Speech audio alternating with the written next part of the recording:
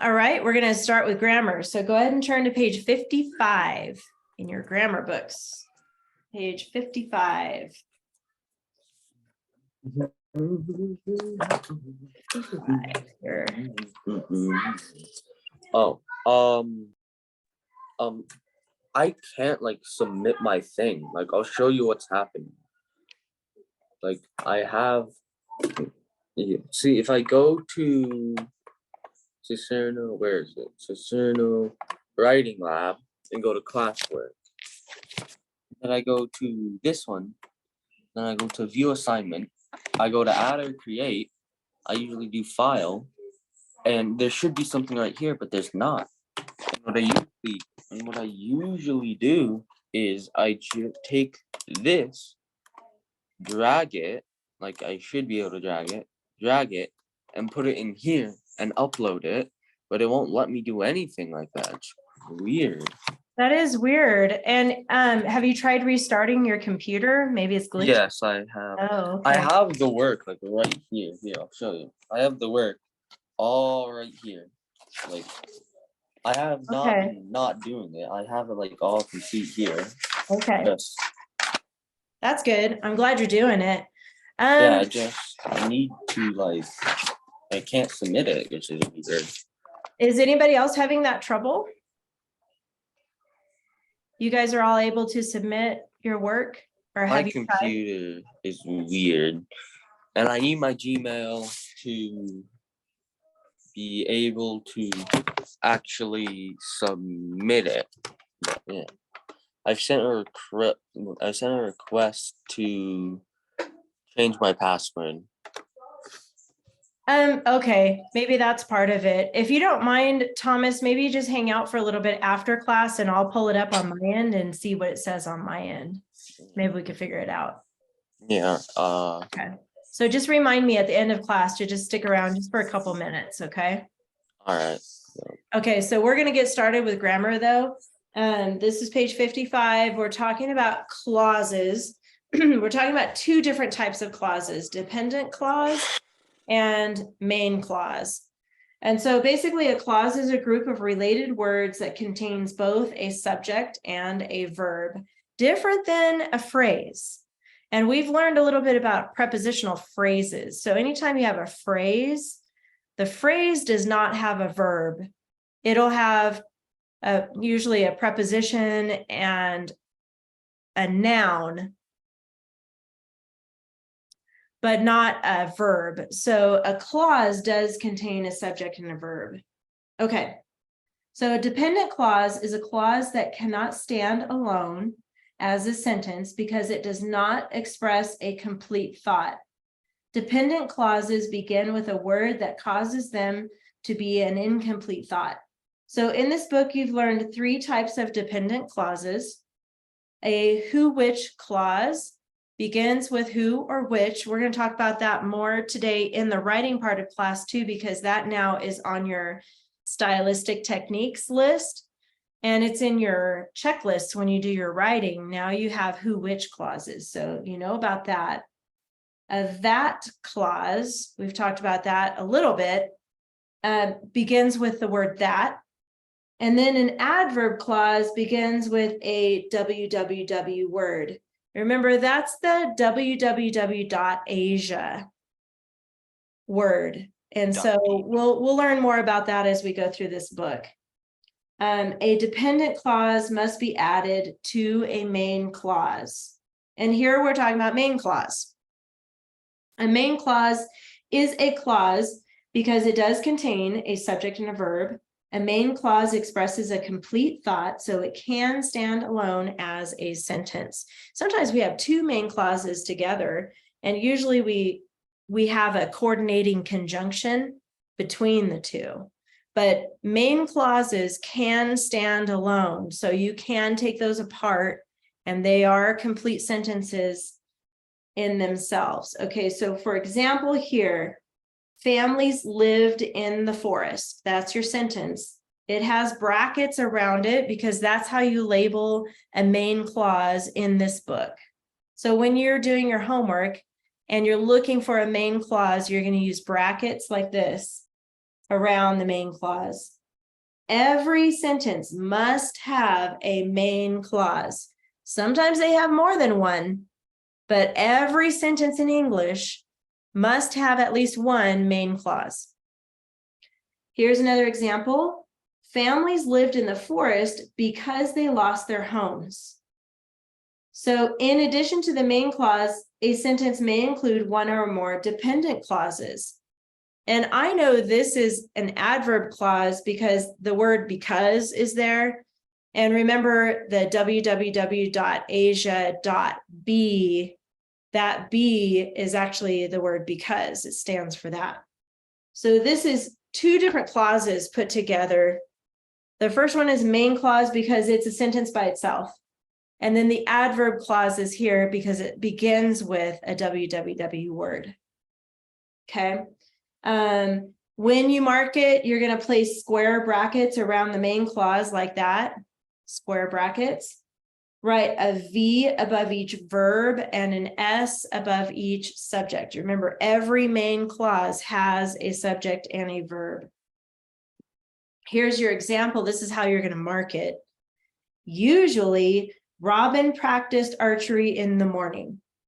So the brackets go around Robin and around the end here where it says morning. That is the main clause. Robin practiced archery in the morning. You don't need to use the ly adverb as part of the main clause. You don't use that in the main clause. But you do have a subject and a verb. Robin practiced. So when you mark those, I always like to start with the verbs first. Look for the verb, put a V above it, and ask yourself who or what is doing the thing, right? So here we have practiced. Who practiced? Robin practiced. So that becomes the subject. When you mark the main clause with square brackets, begin with the subject of the main clause. Sometimes an article or adjective will come before the subject. Okay. And then down here is think about it. So the word because usually begins an adverb clause. However, when because is followed by of, the two words together are a preposition. So here's an example of the adverb clause. Robin aimed carefully because he wanted the prize. That's the adverb clause because it starts with the word because he wanted the prize.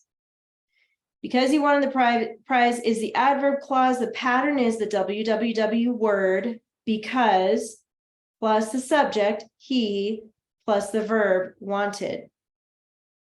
In this one, it's a prepositional phrase because you have because of. So Robin aimed carefully because of the prize. Because of the prize is a prepositional phrase, and that pattern is preposition because of plus the noun prize, and there's no verb. Like I said earlier, when you have a phrase, there's no verb in the phrase. When you have a clause, there has to be a verb in the clause. That's the difference between the two. In the margin, you have a few notes here. It's just telling you that the dependent clause, DC, contains a subject and a verb, and it cannot stand alone. The MC is the main clause. It contains a subject and verb, and it can stand alone. That was a lot to cover kind of quickly. I think the best way to fully understand this is to start practicing it.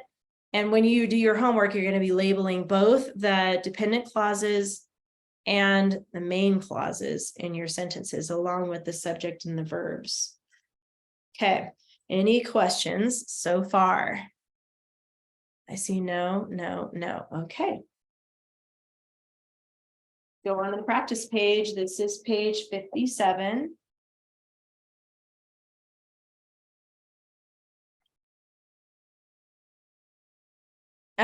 Let's see. How about Silas? Could you read the sentence for us today, please? Sure. Robin's followers declared that they would rob everyone who had robbed them. Okay. Good. And in my mind, I should, they used rob twice. I wouldn't have done that, but that's just an example for this grammar part of the class. But anyway, our vocabulary word is declared. And that just means said something in a strong and confident way. So when you declare something, you know it to be true, you believe it, you say it. Okay, that's the vocabulary word. We got that. We don't have any articles today, so you don't have to worry about that. We do have some nouns. So I'm going to start with Joey. What are the nouns, or did we just have one? What is the one noun in this sentence? Robin. Okay, you know what? That's a really good guess. I would have thought that too.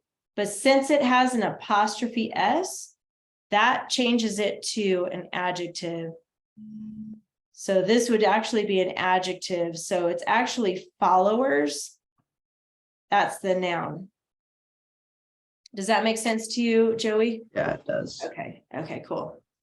Pronouns, Josh, where are the pronouns? Those are the words that take the place of a noun.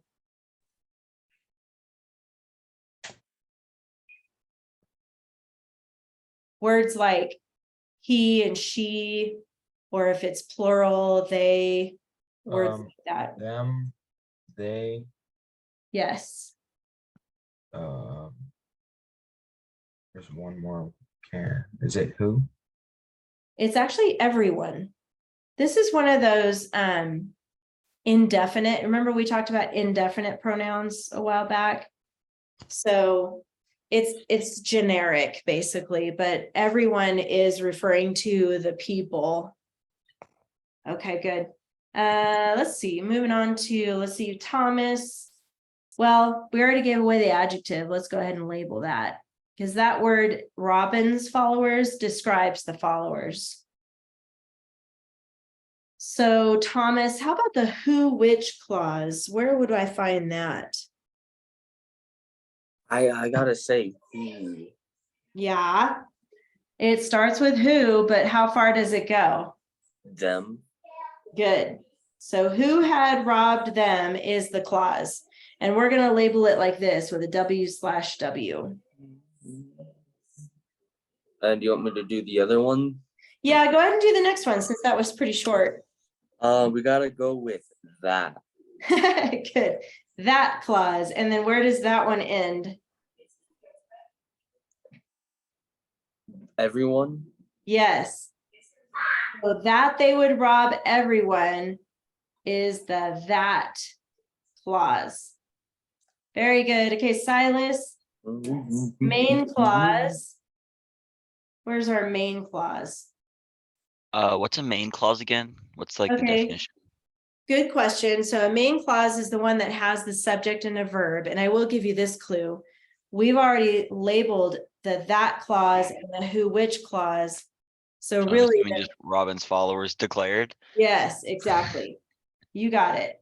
So that would be the main clause. We're going to mark that with brackets. And remember, it can stand alone. Even if it just says Robin's followers declared, that could be a sentence on its own. Okay, good.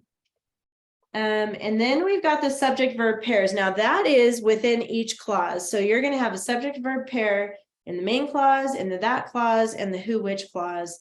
Should I do this one too? Because the main clause is pretty easy. Yeah, go ahead and do the subject verb pair in the main clause, that first one. Robin's followers. Okay, so let me stop you there for a second. Let's identify the verb first. So where's the verb in that sentence? Oh, declared. Followers declared. So the followers declared, exactly. So remember, look for the action and then ask yourself who. So who declared? The followers declared. All And right, then let's go on to. They I'm would gonna have rob. Joey do the next one, actually. Well, Okay. there you go. Yeah, there you go. So in the next clause, that they would rob everyone. Joey, what would be the verb in that clause? Rob. Rob. And then there's a helping verb here too. Do you know what that one is? Would. Would. So would, rob goes together. Those are the verbs. And then if you ask yourself, who would rob? What's your subject? They. Yep, you got it. So Josh, that's the subject there. looking at this last one, the which clause, who had robbed them? What is the verb in that clause? What's the action? Would it be robbed? Yes, it would be robbed. And then we also have a helping verb with it. Had. Yes, so had, robbed, those are the two verbs. If I were to ask you the subject, you would ask yourself, who had robbed? What's the subject of that? Everyone. It's actually, this is tricky. It's within this who, which clause. So you have to choose either who had robbed them. It's actually that, I mean, it's actually who. It's weird, but that is the subject. So who, it's like a pronoun. It's describing everyone. Robin's followers declared that they would rob everyone who had robbed them. So it's referring back to everyone. But anyway, the subject is always who within or which within a who which clause. That's a little tricky there, but it'll make more sense as we practice that. All right, remember when we talked about openers? Openers are different ways to begin a sentence. And I think, let me double check here, but I think we've only learned one opener so far. Get back at the beginning here. Oh, we learned subject opener, and we learned prepositional opener, and we learned ly. Isn't this one a subject opener?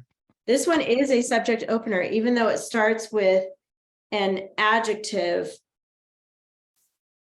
It's actually followers is the subject. So it's opening with followers, even though we have an adjective before that. So you're right. This would be a number one. So go ahead and put one with a circle around it. And then write the word subject. Good. Was that Joey that said that, or Silas? Oh, it was Josh. Okay, there you go. So the subject opener is the correct opener for that. You need one capital, which is obvious. It's Robin's right here. So 3 lines under that. And then the end mark is just a period still for that. Okay, so that's how you break it down. Remember, in your clauses, you're going to have subject and verb pairs in each one. Any questions about the practice page? If you don't have any questions, just shake your head for me no, so I know that. Okay. Good. Thank you. All right. Your homework then will be pages 58, 59, and 60. Those are the 3 pages you'll do this week. And we're done with grammar for today. So you can set that aside.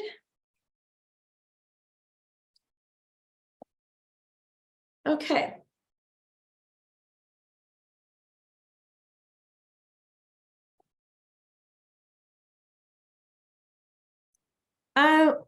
A little bit of business I need to take care of that I forgot to do last week. Now, this page is page 21. And this should be at either the front of your binder, or you might be keeping it behind Stylistic Techniques tab in your binder. This one should already be filled in. It should already say adverb here, but we're on number 2. So give me a thumbs up when you find this page 21. It's yellow. Okay, I see that. Should be either at the front of your binder, or it could be behind the Stylistic Techniques tab. I can't remember how you guys decided to organize it. Do you have yours, Josh? How about you, Thomas? Do you have yours?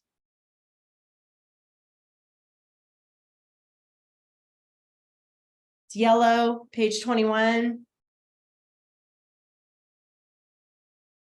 I see yours, Josh.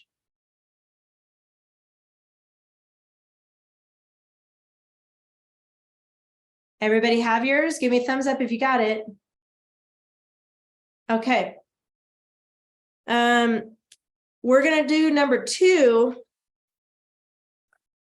You've been working on this, so we just forgot to add it to this page. So you need to add who slash which clause. It's kind of cool because we just talked about it in our grammar part of our class. So you already know what a who, which clause is. But now on your checklist for this next story, you're going to be writing about the miller, his son, and their donkey. Now you have two dress up words, meaning you have to include one ly word and one who, which clause in each paragraph. Okay, that's what you're going to find on your checklist, which we'll look at in a minute. I do want you to turn this over to the back side, and I'm going to have you write down a little note about who, which clause. So go ahead and turn your yellow page over on the back at the top somewhere, because we'll be adding notes on the back of this just for future stuff. But go ahead and put who slash which clause and draw a line like that. Just some notes for you to remember how to use a who, which clause in your sentences, because from now on, you're going to be using these in your paragraphs. So I want you to put little bullet points first. The first bullet point you're going to put immediately follows the noun it describes. So that's your first bullet point. It immediately follows the noun it describes.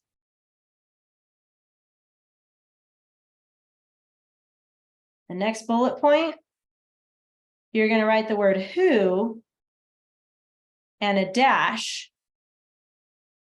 And that's what you use when you're talking about a person, a pet, or a personified animal. And what I mean by personified animal, that would be like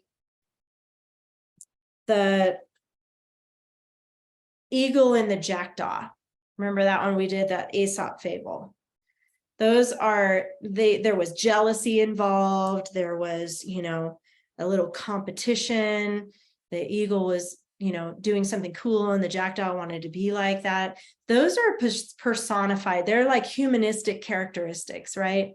For an animal. So whenever you're talking about an Aesop fable or some fairy tale where the animal is talking or interacting with another animal like a human, like the tortoise and the hare, you would use the word who as your clause if you're describing an animal like that. Next bullet point would be which, and you use which when you're talking about things or animals that are just being animals and places. So if you're talking about, you're on a safari, you're writing a story, you're on a safari in Africa and you're talking about a giraffe that you see.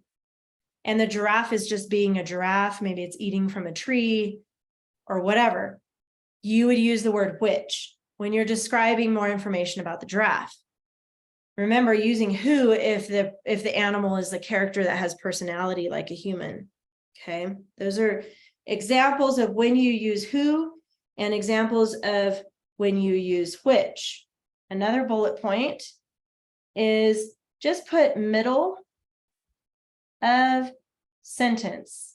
So for instance, if I'm writing a which clause about, remember the story this week is the miller, his son, and their donkey. And so the miller and his son who are walking their donkey to town heard the crowd yell out advice.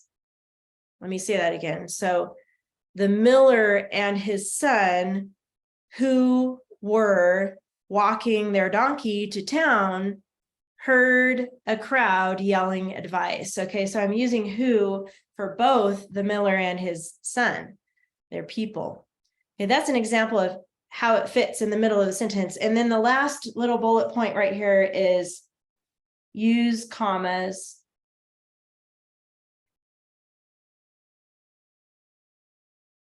around it. So basically around the clause, sorry, my pen is, that's an E, use commas around it. Just some notes on the back of your page for you to use as a reference when you go to write your story and you go, oh man, I got to include a who, which clause. How do I do that? I forgot what that is. You can turn your page over and find your notes here. That's how you tell. So immediately follows the noun it describes. So like my example, the miller and his son who were walking. So I'm talking about those two people who were walking to their donkey to town. So we'll talk about more ideas as we go, but make sure you write all those bullets down and have those for you when you need them. Yeah, I screenshotted it. Did you not have your yellow page? No, but I just decided to screenshot it since Okay. it's faster than writing that. And pretty much- Well, once you find your page though, Silas, I'll use it. I will use it. I want you to write it on the back of your page once you find your page. Okay. Moving on now, let's get out what what we started last week, which was the miller, his son, and their donkey. So that should be at the front of your binder. Or if you keep it in behind the tab, what is it called? Work in process, I think it's called. Either way. All right.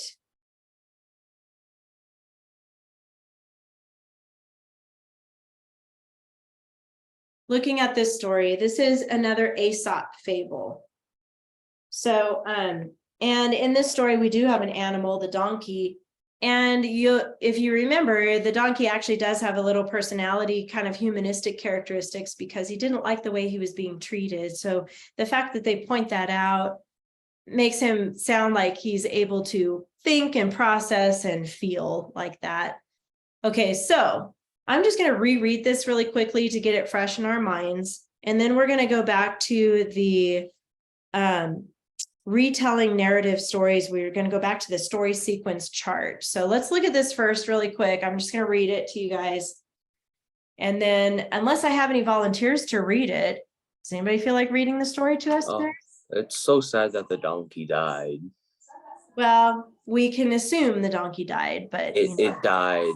It drowned. You can create an alternate ending if you don't want the donkey to die. I do think that's sad too, because I love donkeys, so I am sad about that. All right, I'm just going to go ahead and read it really quick.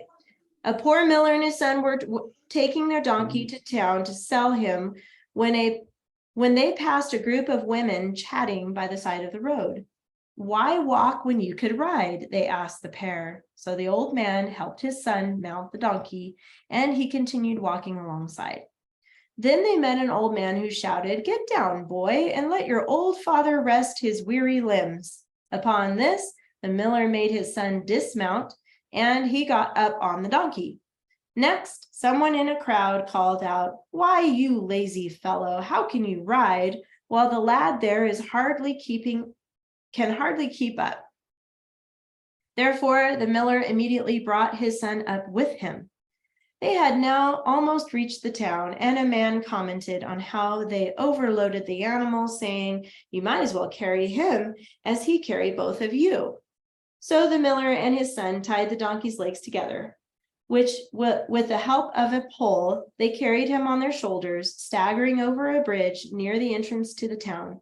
The odd sight caused bystanders to laugh until the donkey, not liking the noise or the way he was being treated, broke the cords and that bound him and fell into the river. So we can assume that he died, but his limbs got tied up. He would have. It could be, it's 100% drowned. he broke. 100% Okay, Thomas. drowned. All right, you don't have to be graphic. All right, we get it. We get it. It's an Aesop fable, which means there's a lesson we can learn from it. We already talked about that last week, where don't always believe or listen to or follow what other people tell you to do. You got to filter through what is right and what is appropriate. I do want to say though, really quick, I think I said this last week, but your parents know what's best. So always listen to them. I'm talking about peers. Sometimes your peers might tell you, oh, you should go do this, or you should go do that, or stop doing that. That's It- when it you have to depends- try to filter Yeah. through that advice. It depends on the situation. True. I mean, It depends on the situation, but your parents know best. All right, now I want you to pull out this. This is your story sequence chart from last week. This should be on a lined piece of paper. I made a copy of my notes and it kind of came out a little weird, but go ahead and get this out. This is your story sequence chart. Thumbs up if you guys have that in front of you. Good, I see that. Good, thank you. Josh, looks like you're still looking for it. It should be at the front of your binder. This is what we're working on this week.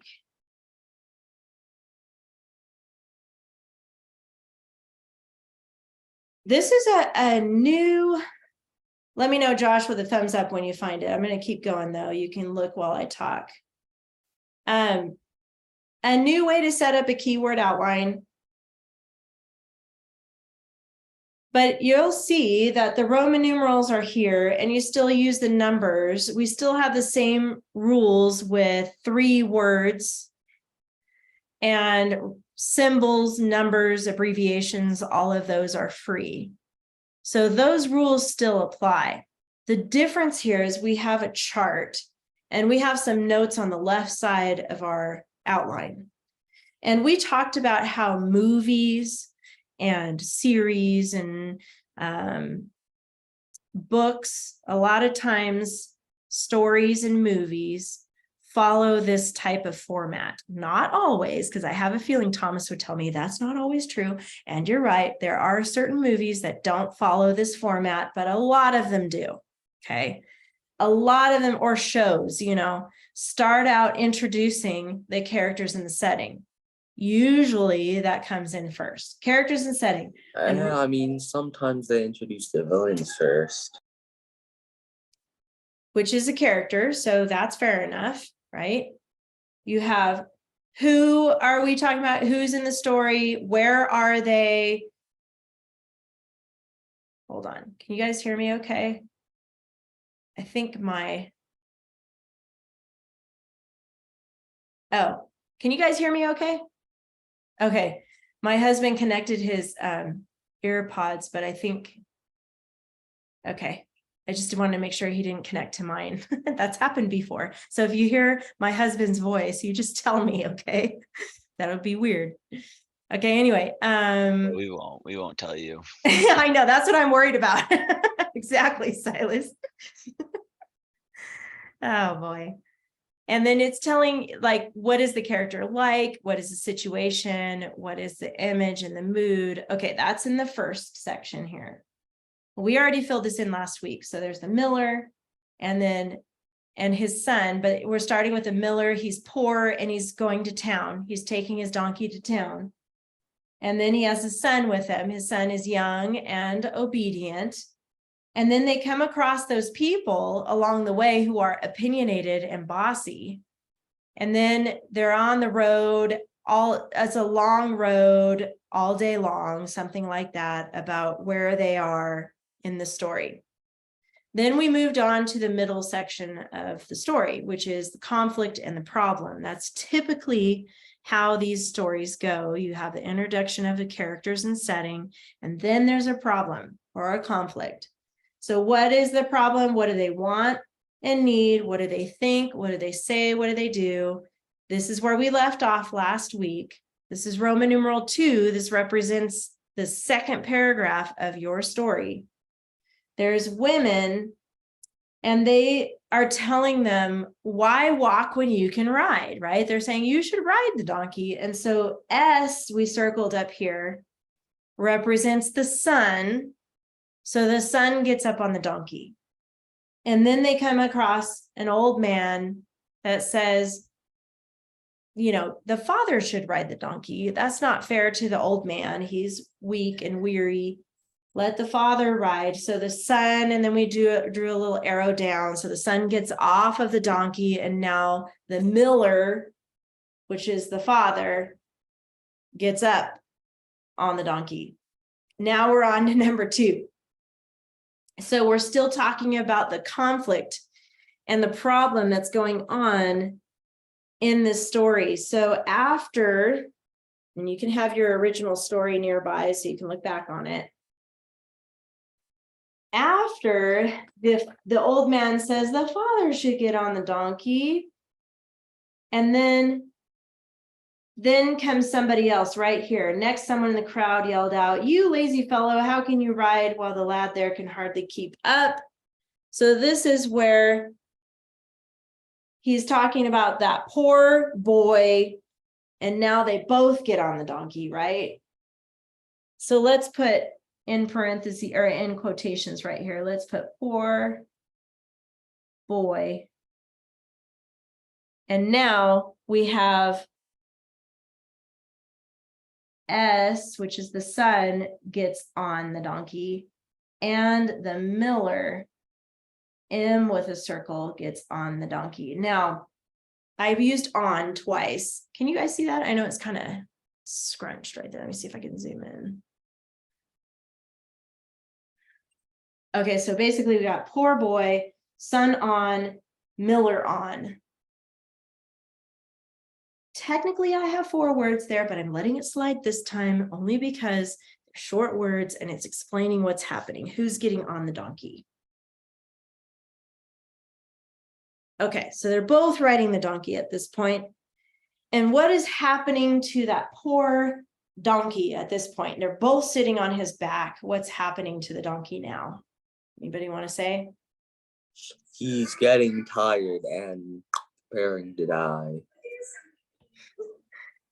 Man, I'm you're sure the donkey was fine. He's literally made for that. It's true. They can handle a lot of weight, and they are pack animals. You're right, Josh. They carry Yeah, a I mean, lot. like 200 pounds worth of people isn't that much, because the miller and the son are probably very skinny. Could be. But anyway, the donkey is getting tired and weak. I agree with you there. So for number 3, we'll put donkey, tired, and weak. That's part of what's happening here with the problem. So we've got a problem with all these people giving their advice. Nobody asked them for their advice. They're just giving out their advice, kind of being rude, saying, no this, no that, you should do this, no, you should do that. Okay. That's the conflict and the problem. Now, moving on to the last part of the story here. We're talking about the climax and the resolution. Now, I've explained this before last week. I always picture like a mountain or a peak, pyramid of some kind. When you talk about the climax is that point at the top where either one thing or another is going to happen. So we've got this donkey that's super tired and weak, and either the donkey is going to escape and be free and run away, or the donkey, as we know from Thomas, is probably going to collapse and die, right? It is dead. Okay, and he's dead. We know that. So that part of the story, though, at the top, at the peak, is called the climax. It's like when okay, think about Kung Fu Panda for a second. And we have Po, right? And he's at the point where he's been trained and he's ready to fight. I can't remember that guy's name. The big villain is giant. He's Tai Lung, Tai Shen, Lord something Shen. like that. Okay. And we don't know because he keeps beating him up and he keeps like punching him or hurling him, and he's like, how is Po surviving, right? And it gets to the point of the climax, and we don't know if Poe's going to die or if he's going to defeat the villain. And what does he do? Finger hold. Yes, skadoosh, right? He has the little pinky skadoosh. I forget how he does it. Like, I don't know. And he defeats him, right? So that's the climax. Is we don't know what's going to happen to Po. Is he going to die? Is he going to win? What's going to happen? That's the climax. Okay. And then after that, then everything gets resolved. And usually it's a happy ending. But sometimes it's a tragic ending, right? Yeah. Thomas? Yeah. Poe sends Tai Lung to the Shadow Realm. Yeah, so it's a happy ending for Poe and his community, his family and his friends and everybody. They all won. They can go on and not be scared. And it's a happy ending. So usually, generally, people prefer happy endings just because it feels good. But some people like tragic endings, like the Titanic. I don't know if you've seen that one yet, but sorry for the spoiler, but it has a tragic ending. Okay. I think tragic endings are better Like, than yeah, I happy agree. Not a endings. very Because, appropriate yeah, movie. because either. like Wait, hold on, Anita- Thomas. Let me hear. I heard Silas say he prefers tragic endings. And what did you say, Josh? It's not a very appropriate movie either. True. I mean, I don't mean to imply that you like- should watch it, but I like do. it- You probably know the story of Titanic. Yeah. That's more of what I meant. Yeah. if you're watching like a kid's movie and there's a villain, you're like, oh yeah, I know what's gonna happen. The hero's gonna get this like sad backstory of like where the villain killed his like parents, and then he's gonna get this Yes. unimaginable power boost. Like the villain's winning, then this hero like says like gives this like quote unquote emotional speech about the power of friendship and like family. And then And there he you go. You've written a kid's show yeah, and then like A Disney movie, right? Yeah, and then he destroys before they went the off the deep villain. end. Yeah, then he destroys the villain. Like it's like not even fair fight. It's like a complete wash. The hero just like the hero literally ragdolls. the Well, villain. it's vindication, right? The hero usually has a troubled past or a tragic past, and it's vindication for them to actually defeat the villain. So yeah, it is a common theme in the Disney movies, especially. It's a very common theme. You're Yeah. right about that. They Yes. don't. Yeah, and like they don't go through training at all. Like they train a little bit. Like they get a Well, little Poe bit did. stronger. Poe went through training. Yeah, I know he did that. He got really strong. But Yeah. like Tai Lung didn't have a sad backstory. Tai Lung didn't like do anything to like Poe. Meaning like Poe just trained and essentially beat Tai Lung based on strength and power.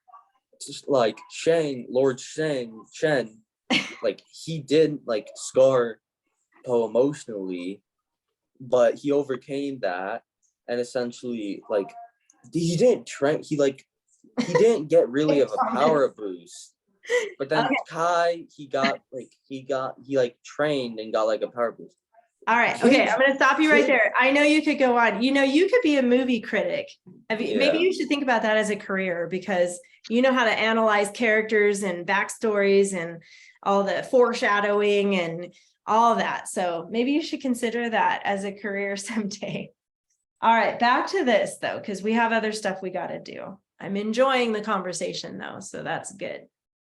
After the donkey is like worn out, right? And then we've got this last character that comes in on the scene, and he's pretty, like, what would be a word to describe this last guy that comes in and says, you might as well carry him as he's carrying both of you? What kind of a personality? Brain dead. What? Brain dead. Brain dead. No, he was not brain dead, because he's actually speaking. And if you're brain dead, you can't speak. So that's not. Can't really do much when you're brain dead, so That's true. can't really do much. So the word I'm looking for is sarcastic. You guys know sarcasm, right? Definitely at your age, it's What fun. the world is sarcasm. The world is full of sarcasm, and it's fun to use sarcasm because it's funny and make people laugh. So anyway, except for in this situation. So what I'm going to do is put that word, well, if my pen will work, sarcastic. Go ahead and write sarcastic here.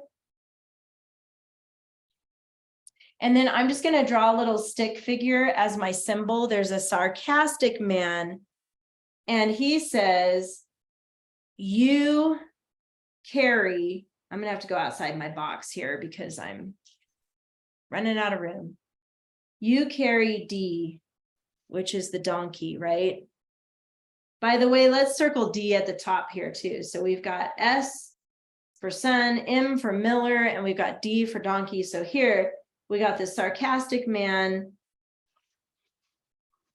And he's saying, you carry the donkey. Let's put that in quotes. All right.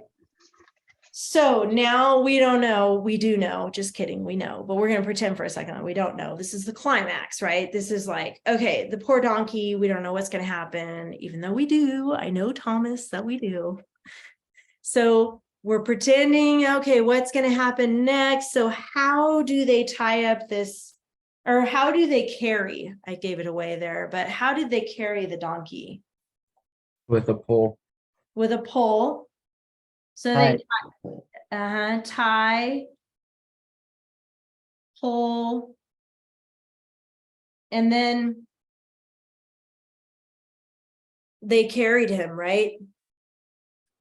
Or what's another word we could put there? They lifted him, they hoisted him up, I could say lifted.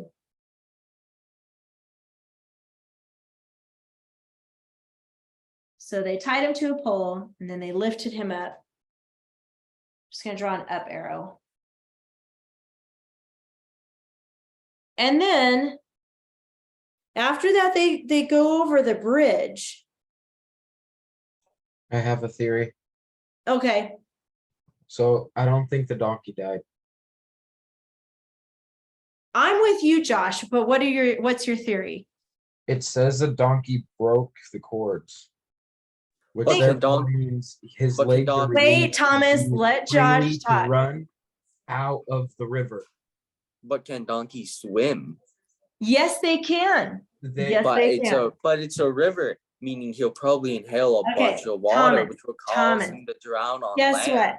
Your donkey can die in your story, but I'm with Josh. The donkey could be freed, and maybe the river is shallow and he can put his feet It down. dies. and he it runs dies. off. It doesn't give enough detail to have that assumption, Thomas. It dies though. It dies. Thomas, okay, here's where we can allow each other to have different opinions, right? It's okay, because it doesn't clearly define that he died. It does not say that. So I would agree with Josh.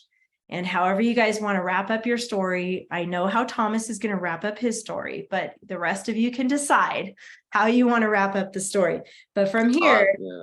I'm he's gonna going, make it. okay, stop, I'm good. Thomas. You need to stop. Okay. They go across the bridge at this point, and what are the people doing as they're going across the bridge? What are the people? Laughing. They're laughing. I'll just put laugh. And then how is the donkey responding to that? To the laughing.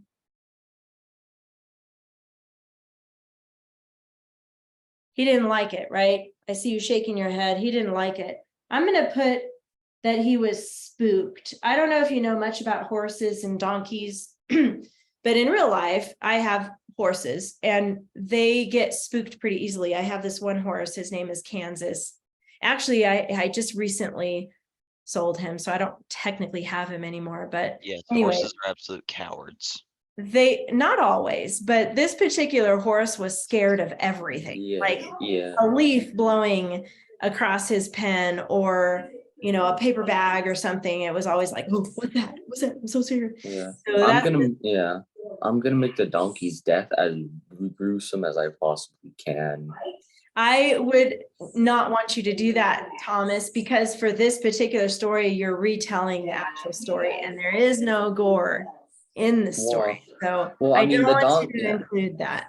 But Well, I you mean, the- could rewrite the very last sentence about the fact that he dies, but I don't want gore. Okay, Thomas, I'm gonna stop you Yeah, there. all right. But like the Right. donkey, it probably inhales a bunch of water and dies of land drowning. Thomas, leave it be. Let's get on with Yeah, this.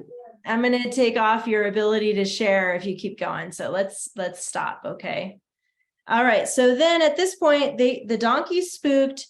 And then what happens at this point? Somebody other than Thomas, just pause for a second, Thomas, okay? What happens as they're going across and the donkey is spooked now? What's the next thing that happens? He breaks the cords and falls into the river.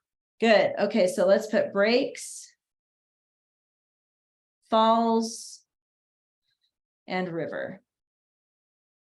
All right, so finally, we are finished with our story sequence chart. And basically what we did was answer these questions in this column about what was happening, who the characters are, what the conflict and the problem was.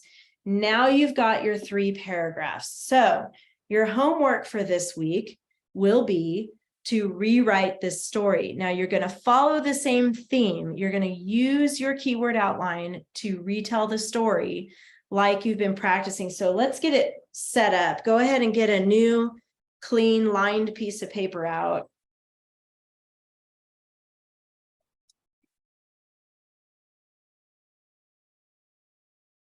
And label it with your name and date on the upper left.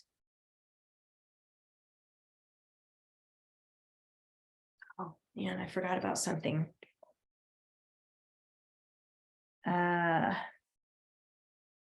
I'm going to do something different with this, but go ahead and put the label here. It's March 21st, 2023. Oops, sorry guys. We're going to talk about ly adverbs really quick on this page. But you get the idea. You're going to use your story sequence chart to actually rewrite the story in your paragraphs. But let me just help you come up with a good ly adverbs list. So those are words you're going to put with verbs, right? So you're going to find your verbs in your story, like how it starts out. The miller and his son are walking to town to sell their donkey. So walking, what kind of ly word could you use to describe a little bit more about how they're walking? They're walking. Thomas? Swiftly. Swiftly. Thank you. Swiftly. Calmly, Good. aggressively, Okay, could be. anxiously. Anxiously. Good. You guys got it. Could even be slowly. What about how, so they're getting ready to sell the donkey. So somethingly sell the donkey. What's some more ly words to describe how they're going to sell the donkey? Maybe they're poor. Maybe they need the money. Maybe it's desperately. Desperately sell the donkey. Willingly.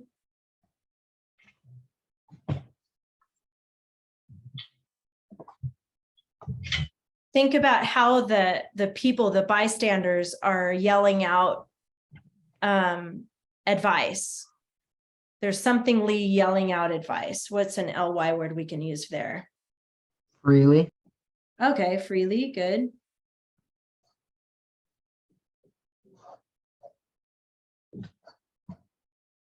Maybe sarcastically.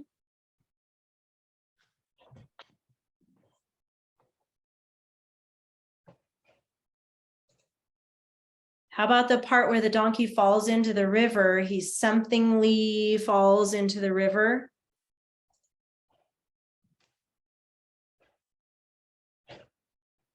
Accidentally. Good. Ungracefully. Ungracefully. Going back Accidentally. slightly, relentlessly. Recklessly. Okay, help me with accidentally. Is it A-L-L-Y? A-L-L-Y? Accident. For some reason, I'm forgetting how to spell that. Oh. A-L-L-Y. Right? Accidentally. By chance. Okay, sorry. Sometimes I space out on how to spell stuff, but thank goodness for spell check. What was another one you said down here? Relentlessly. Relentlessly.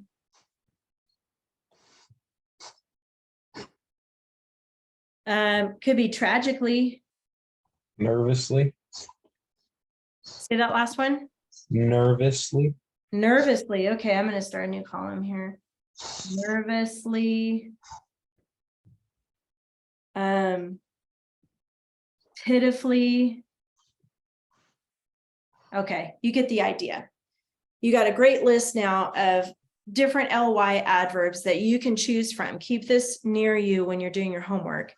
You really only need to have one ly word in each paragraph. So you would choose a total of 3. If you want to have more than one ly word, because they're kind of fun to use, that's okay. You can have more than one in each paragraph, but you only need to underline one. Look at your checklist now really quick before we go. This is on page 43.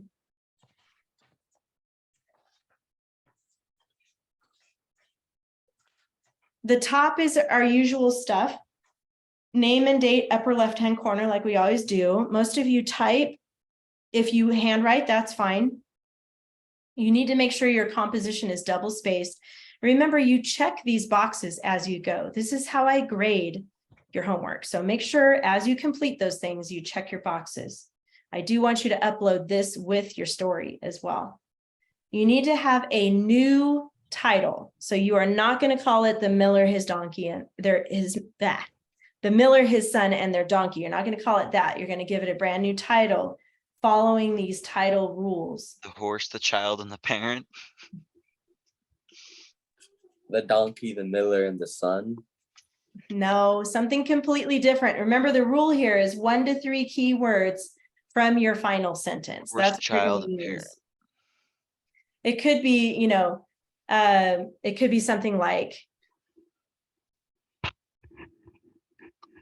wet in the river or something like that, or splash, donkey splash. There you go. You could call it donkey yeah. splash.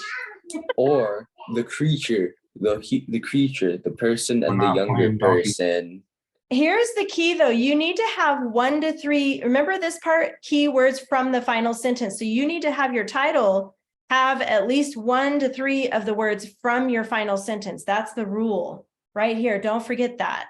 So whatever you choose as your title, make sure it's in your last sentence, at least one of the words. All right. Then his story follows the sequence chart. That's this that we did together. It's all set to go now. That's that. So it follows that. So Thomas, you can't veer off and do some crazy, gory story because you're following the story sequence chart. Now, your paragraphs contain at least 4 sentences. I wanted to point out really quick.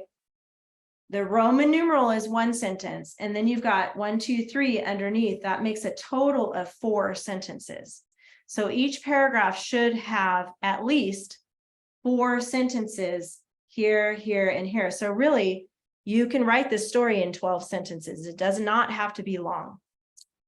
Then it says, don't worry about this one with the checklist on top, all that. You don't have to worry about that. But here are your dress up words. You need to have an ly adverb in each paragraph. Underline 1 in each. You need to have a who, which clause. We talked about that at the beginning. Underline who or which. Don't underline the whole clause.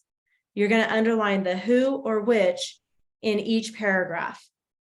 And then your mechanics down here, which is your normal stuff that you make sure to include, your capitalization and all that. All right, I know I had to go kind of fast at the end. So your homework is using this, rewrite this story, and make sure to use your checklist and check these things off as you go. And then your grammar. You guys have any questions about homework this week? Nope. If not, you are free to go. All right. Goodbye. See you next week. Have a good one. You too. Bye, guys. Thank you. Bye. See you next time.